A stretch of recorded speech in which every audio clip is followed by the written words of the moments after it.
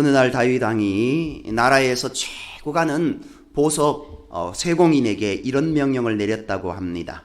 너는 나를 위하여 반지 하나를 만들어라. 그런데 그 반지에는 반드시 글귀가 하나 들어가야 한다. 그것은 내가 큰 승리를 얻었을 때에도 감정을 조절하여 실수하지 않게 해주고, 동시에 내가 절망에 빠져 있었을 때도 감정을 조절하여 다시금 기운을 북돋아 줄 수 있는 글귀를 꼭 새겨 넣어야 한다라고 그렇게 명령했던 겁니다. 보석 세공인이 과연 무슨 글귀를 반지에 새겨 넣었을까요? 곰곰이 한번 생각해 보시기 바랍니다. 언제가 한번 말씀드렸던 이야기입니다. 미국의 수영선수인 플로렌스 체드윅의 이야기입니다. 1950년 이 소녀는 여성의 몸으로 남성도 이루지 못한 영국 케이업 왕복에 도전해 마침내 성공을 거둡니다. 그 영국 케이업의 가장 긴 거리는 한 130km 됩니다. 그러나 가장 짧은 곳은 34km라고 이야기합니다. 그러니까 근 70km, 왕복이니까 한 70km 정도를 이 여성이 왕복해서 마침내 성공을 거둔 겁니다. 그래서 졸지의 이력 스타로 급부상한 체드윅은 1952년 7월 4일 미국 독립기념일에 새로운 도전을 감행하게 됩니다.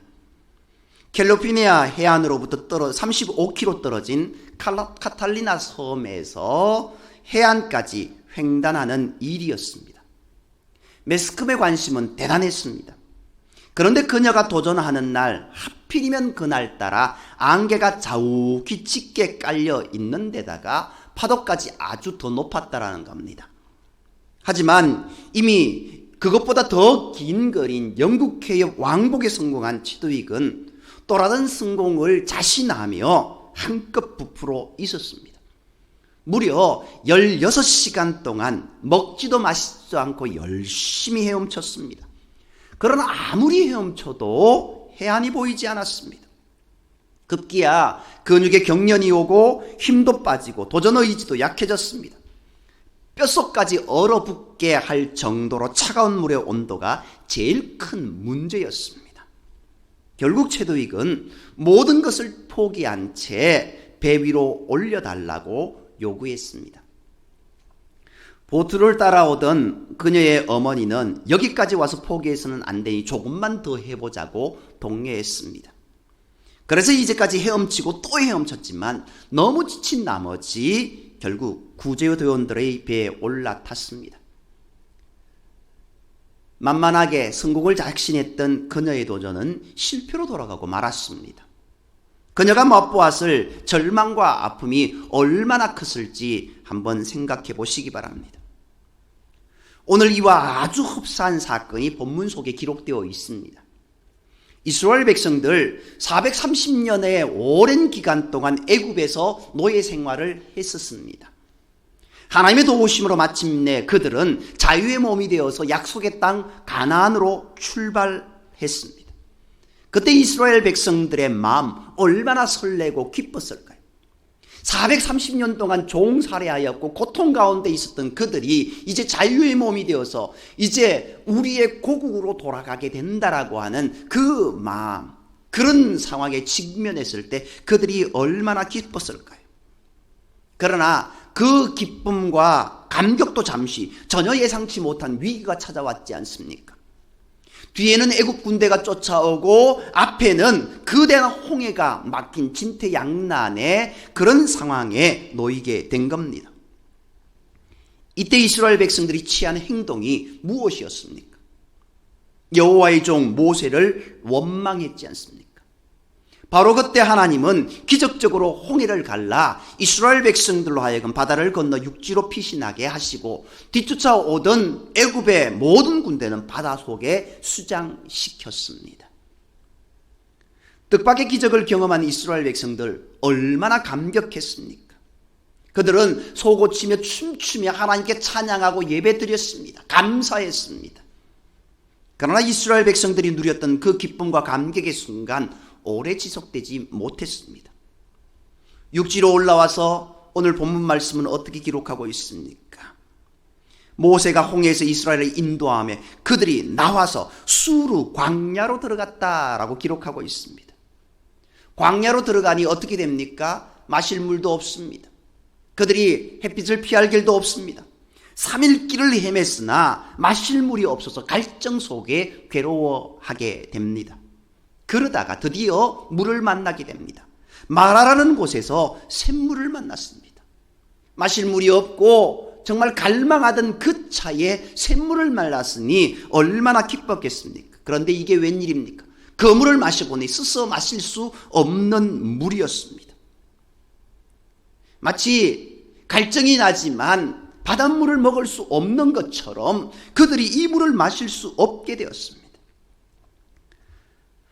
홍해도하라는 위대한 기적과 승리를 경험한 그들 모습, 그렇게 기뻐하던 그들의 모습, 그 이후에 처음으로 맛본 뜻하지 않은 난관의 아픔이었습니다.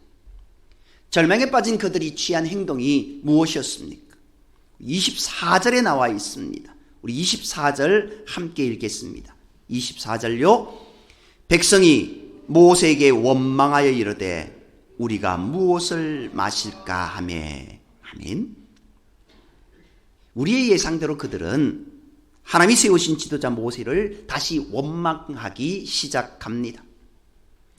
모세를 원망함은 하나님을 원망하는 것이나 다름없는 일이었습니다. 그런데 그들은 그것을 깨닫지 못했습니다. 어찌 보면 그들이 모세를 향하여 원망하는 모습들, 하나님을 향하여서 기도했는 모습이다 이렇게 이야기할 수도 있습니다. 그러나 그들의 모습은 달랐습니다. 분노에 쌓여 있습니다. 왜 이들이 또 다시 실패했을까요? 그 이유를 살피기 전에 먼저 서두에서 소개했던 체독의 이야기로 다시 한번 돌아가 보겠습니다. 그녀가 횡단에 실패한 이유가 무엇이었을까요? 한마디로 육신적으로 너무나 힘에 벅찼기 때문입니다. 아주 오랜 시간 동안 기력이 다 소진했기 때문입니다. 그래서 그녀는 모든 걸 포기한 채 그만 따라가던 배에 올랐습니다. 그런데 이게 웬일입니까? 배를 타고 몇 분쯤 노를 저 앞으로 나아가자 안개가 호련히 그치고 전방에 물체가 시야에 들어왔습니다. 자세히 보니 아주 가까운 곳에 해안이 있었던 것입니다. 해안까지는 고작 1km도 안 되는 그런 거리였습니다. 16시간이나 헤엄쳐 왔는데 조금만 더 인내하고 헤엄쳤더라면 목적지까지 도달할 수 있었던 겁니다. 그때 그녀가 얼마나 허터했을까요? 이제 육지에 오르고 체더윅은 기자회견 때 울면서 이런 말을 했습니다. 안개밖에 안 보였습니다. 만일 해안이 보였더라면 안 보이더라도 목적지가 그토록 가까이 있음을 알았더라면 어리석게 중간에 포기하지는 않았을 것입니다. 라고 그렇게 이야기합니다. 여러분, 체더윅이 왜 실패했습니까? 기력이 소진했기 때문입니까? 물론 틀린 말이 아닙니다. 그러나 정확한 이유는 아닙니다. 그녀가 실패한 주된 이유는 목표 지점을 놓쳤기 때문입니다. 그녀를 포기하게 만든 것은 먼 거리나 피곤한 몸이나 차가운 바닷물이 아니었습니다. 바로 안개였습니다. 희뿌연 안개 때문에 목적지를 보지 못했기 때문에 포기했습니다. 그녀가 목표 지점이 바로 눈앞에 있다는 사실을 알기만 해서도 지쳤다는 이유로 포기하진 않았을 겁니다. 오늘 본문에 나오는 이스라엘 백성들 왜 다시 원망을 내뱉고 말았습니까? 22절을 한번 보시기 바랍니다. 22절요. 우리 다시 한번 읽을까요? 22절입니다. 모세가 홍해에서 이스라엘을 인도하며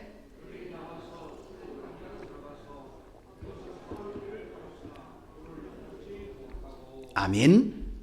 이 말씀 가운데 보면은요, 어찌 보면은 이스라엘 백성들의 믿음이 이제 기록되어 있습니다. 우리 같으면 3일은커녕 하루만 물을 마시지 못하더라도 불평하며 주저앉았을 절박한 상황입니다. 그저 평탄한 길을 걸어가는 것이 아닙니다. 광야를 걸어갑니다. 그래도 본문의 이스라엘 백성들은 3일 길을 가면서도 아무런 불평하지 않았습니다. 불평했단 말 없습니다. 그렇게 기대하며 버텨왔는데 기대가 큰 만큼 실망도 클 수밖에 없었습니다. 결국 쉽지 않은 순간이 분명했습니다. 하지만 그렇다고 해서 그들의 불평과 원망의 반응에 우리가 무조건 맞장구 쳐줄 수는 없지 않겠습니까? 그들의 반응에 어떤 문제가 있었는지 한번 살펴보기를 원합니다. 본문에 아주 중요한 구절이 있습니다. 본문의 말씀 가운데 보면은요, 단락을 지어놔 있는데 이 단락은요, 뚝 떨어져 있습니다. 성경을 보다 보면은요, 이제 단락 같은 경우는 보통 앞에 동그라미 이렇게 되어 있습니다. 22절부터 26절까지 그렇게 한 단락으로 되어 있습니다. 그런데 27절에요, 동그라미가 하나 걸려 있습니다. 한 단락이라는 겁니다. 새로운 모습이라는 겁니다. 그런데 새로운 모습이요, 이 모습이 어떤 모습일까? 이것은요, 앞부분의 결론의 모습입니다. 너희들 왜 그렇게 지나왔니? 아니지 않니? 이렇게 이야기하는 모습입니다. 27절 말씀을 보면은요, 어떻게 되고 있습니까? 그들이 엘림에 이르니 그들이 거기에 물샘 12과 종려나무 70그루가 있는지라. 거기서 그들이 물 곁에 장막을 치니라. 왜 이 구절이 중요할까요? 이 구절 때문에 모세에 대한 이스라엘 백성들의 원망에 입을 막는 구절이 되었기 때문입니다. 이스라엘 백성들에게는 분명 문제가 있습니다. 어떤 문제입니까? 하나님을 놓쳐버렸습니다. 하나님을 바라보지 않는다라는 겁니다. 눈앞에 놓인 현실만 바라본 채 지금까지 그들을 이끄시고 그들을 위해 좋은 길을 예비하신 하나님은 보지 못했기 때문입니다. 제도이기 실패한 이유가 무엇이었습니까? 눈앞에 목표 지점을 놓쳤기 때문입니다. 안개 때문에 목표 지점이 그렇게 가까이 있다는 사실을 인지하지 못했기 때문입니다. 오늘 이스라엘 백성들도 마찬가지입니다. 그동안 함께 하셨던 하나님, 그들을 인도하시고 지켜주시고 출애굽시켜 주셨던 하나님, 출애굽시켜 주시기 위해서 애굽에 10가지 재앙을 내리시면서 이스라엘 백성들을 지켜주셨던 하나님, 그들이 좋아서 홍해를 지나온 뒤에 좋아서 하나님께 속옷치며 춤추며 하나님께 찬양했던 그 모습은 온데간데 없고, 이제 그들의 모습 가운데는 그들 눈에 보이는 고통만이 보였던 겁니다. 하나님을 신뢰하지 못했습니다. 그들은 하나님을 바라보지 못했습니다. 사탄이 그들 눈앞에 뿌려놓은 희뿌연 안개 때문에 엘림을 보지 못한 채 눈앞에 작은 환경만 보고 불평과 원망을 토로하고 말았던 겁니다. 이게 바로 그들의 가장 큰 문제였습니다. 우리 하나님은 언제나 자기 백성을 위해 피난처와 살 길을 준비하시는 하나님이심을 믿으시기 바랍니다. 하나님은 12지파당 하나씩 물샘 12를 준비해 주셨습니다. 숫자도 참 기가 막힙니다. 이스라엘 백성들 12지파입니다. 하필이면 물샘이 12입니다. 종려나무가 70주입니다. 12와 70이라는 숫자는요, 완전수입니다. 그리고 70이라는 숫자는요, 예루살렘을 의미합니다. 그들이 정말 하나님께서 온전히 준비하신 그 은혜의 장소로 들어왔다라는 겁니다. 하나님이 그들 한 사람 한 사람 다 지켜주시겠다라고 인도하신다라는 그 말씀의 은혜가 이 숫자 속에, 물샘 12과 종려나무 70주 속에 들어가 있다라는 겁니다. 우리도 목적지를 향해 나아가다가 힘에 부칠 때가 있습니다. 절망이 몰려올 때가 있습니다. 모든 걸 다 포기하고 싶을 때가 있습니다. 하지만 그럴 때 나를 기다리는 영광스러운 축복의 목표물이 가까이 있음을 기억하시기 바랍니다. 뿌옇게 안개 낀 현실 넘어 바로 눈앞에 하나님이 친절하게 예비해 놓으신 황홀한 목적지 엘림이 있다는 사실을 놓치지 마시기 바랍니다. 그 목적지가 점점 가까워지고 있다는 사실을 믿고 승리하는 저와 여러분이 되기를 간절히 소망합니다. 이스라엘 백성들과 최도익의 실패 이야기는 우리에게 많은 것을 깨우쳐 줍니다. 그런데 최도익의 이야기는 그것으로 끝나지 않았습니다. 횡단에 실패한 지 2달 뒤인 9월 4일에 그녀는 다시 도전했습니다. 수십 시간 동안 먹지도 않고 마시지도 않고 열심히 헤엄쳤습니다. 지난번처럼 육체의 한계에 몰려왔습니다. 이번에도 안개 낀 바다 외에는 아무것도 보이질 않습니다. 그러나 최도익은 이를 물었습니다. 견디고 또 견디다가 목적지가 나타났습니다. 드디어 횡단에 성공했습니다. 기록을 2시간이나 단축시키면서 말입니다. 여러분, 최도익의 첫 번째 이야기와 두 번째 이야기 차이점이 무엇입니까? 최도익이 이렇게 고백했습니다. 이번에는 제 마음의 목표 지점, 그 목표가 분명히 보였습니다. 안개 너머의 아름다운 캘리포니아 해변의 광경을 그리면서 수영했다라는 겁니다. 헤엄치는 내내 희뿌연 안개밖에 보이지 않았지만 눈앞에 펼쳐질 목표 지점을 한순간도 놓치지 않았습니다. 그래서 저는 마침내 성공할 수 있었습니다. 승리와 실패 사이에 존재했던 유일한 차이점은 오직 목표물에 대한 초점이었습니다. 과거의 실패를 경험 삼아 보이는 안개보다 보이지 않는 목표물에 더 초점을 맞췄기 때문에 승리할 수 있었다라는 겁니다. 사랑하는 성도 여러분, 마라의 선잔에 취해서 하나님이 예비해 놓으신 축복의 엘림을 놓치지 마시기 바랍니다. 비록 이스라엘 백성들이 마라의 순물을 경험했다 할지라도 하나님께서 여기까지 인도하신 그 은혜를 기억했다면 그들은 또 다른 은혜를 바라보며 믿음으로 그 발걸음을 걸어나갈 수 있었을 것입니다. 그러나 그들은 절망했습니다. 패배의 늪에 빠져 있었습니다.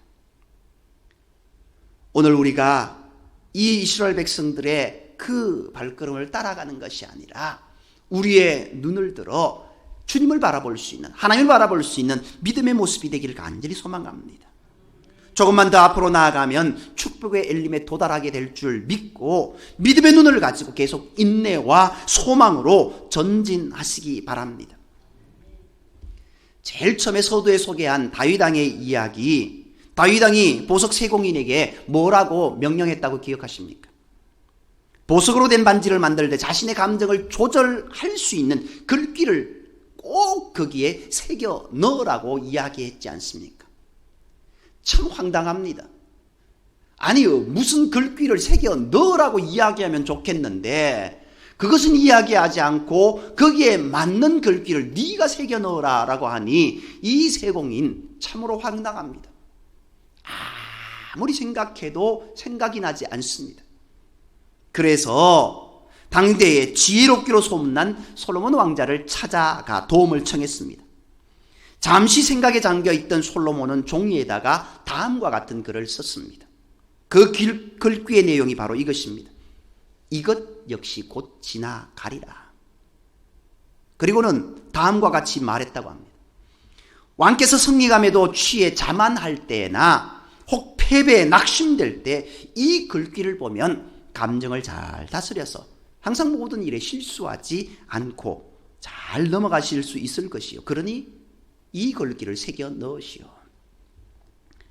오늘 우리가 예배 시간 시작에 불렀던 찬양의 가사이기도 합니다. 이건 역시 곧 지나가리라. 이 또한 지나가리라. 성경 구절은 아니지만 참 명언이지 않습니까? 2023년 두 번째 주일을 맞았습니다.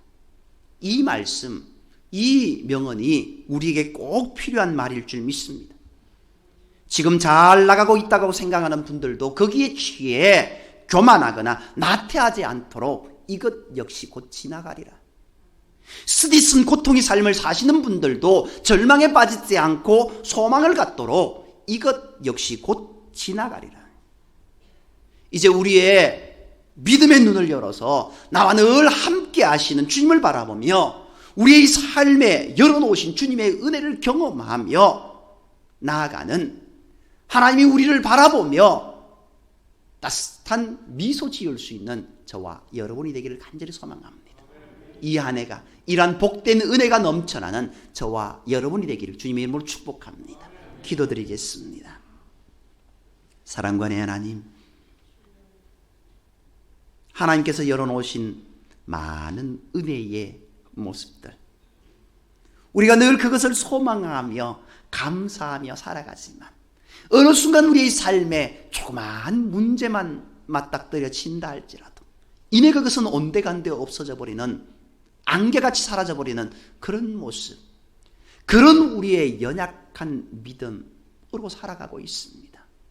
주님, 이 연약한 인생 주님께서 붙잡아 주시기를 원합니다. 이 연약한 믿음 주님께서 인도해 주시기를 원합니다. 오직 주님을 바라보게 하여 주옵소서. 우리의 눈을 들어서 주님을 바라보고 우리의 삶에 펼쳐놓으신 그 하나님의 은혜를 기억하며 아무리 큰 고통과 어려움이 온다 할지라도 이제 주님 손 꼭 붙잡고 주님과 함께 믿음의 길 걸어갈 수 있는 우리의 삶이 되게 인도하여 주옵소서. 2023년 새로운 길을 열어주신 하나님 감사합니다. 이 한 해 무엇보다도 주님을 향한 믿음 가운데 굳게 설 수 있는 우리의 모습이 되게 인도하여 주옵소서. 절대로 주님 손 놓지 않는 우리의 삶이 되게 인도하여 주옵소서. 여기까지 인도하여 주셨던 그 하나님의 은혜를 늘 기억하며 우리의 미간에 새기고 손목에 새기고 마음에 새기고 우리의 삶에 정말 그 은혜를 늘 기억하며 한순간도 주님을 놓치지 않는, 한순간도 주님을 저버리지 않는 믿음의 삶 살아갈 수 있는 우리 모든 성도님 될 수 있도록, 우리의 모든 모습들이 될 수 있도록 인도하시기를 간절히 빌고나며 모든 말씀을 사랑하시는 예수님의 이름으로 감사하며 기도드립니다. 아멘. 우리